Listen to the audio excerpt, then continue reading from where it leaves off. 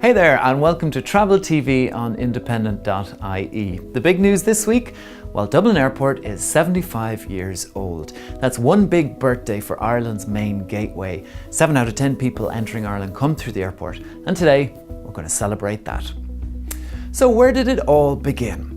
Well, Dublin Airport opened for business on January 19th, 1940. Back then, there was no Terminal 2. In fact, there wasn't even a Terminal 1, as we know it today at least.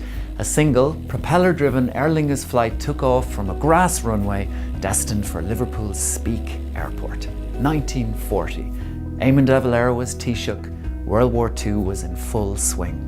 And that war meant that the airport was effectively mothballed for 5 years, with scheduled services to London only kicking off from Dublin in 1945. Connections to Europe and other British cities followed before Dublin got its first transatlantic service in 1958. Now, I don't know if you know this, but passengers visiting Dublin Airport today can still see that original terminal building. If you're walking the Sky Bridge between Terminal 1 and Pier D, look out to the west and you can still steal a glimpse at the past. Work on the original terminal began in the late 1930s. I love this building, designed by Desmond Fitzgerald, who incidentally is a brother of Garrett. Its viewing decks and balconies evoke an ocean liner. And if you look closely, you can see the building's form curving, almost to welcome passengers as they arrive.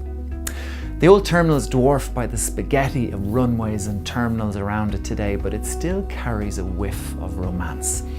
The 1950s and 60s, of course, were a golden age of aviation. This was a time of handwritten tickets, going away suits, and security-free travel.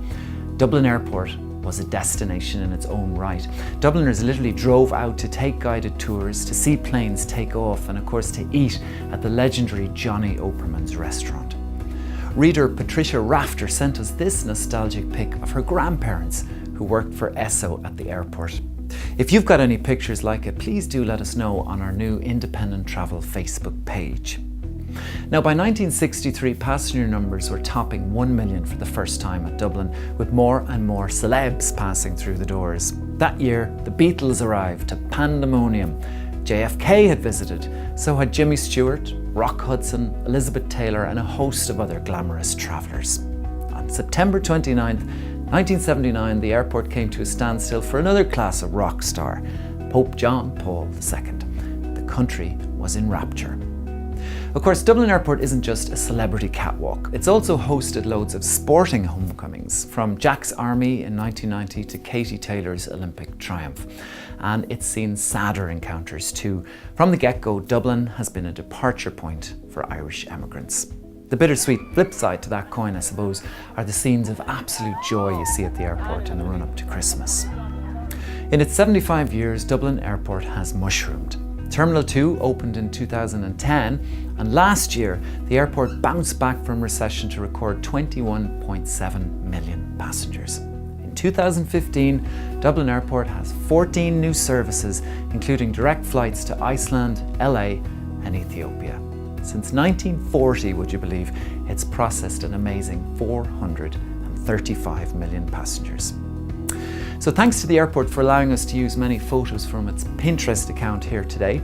An exhibition charting its 75 years is up and running in Terminal 1, and you can find more nostalgia using the hashtag #Dub2015 on Facebook and Twitter. Until next week, safe travels.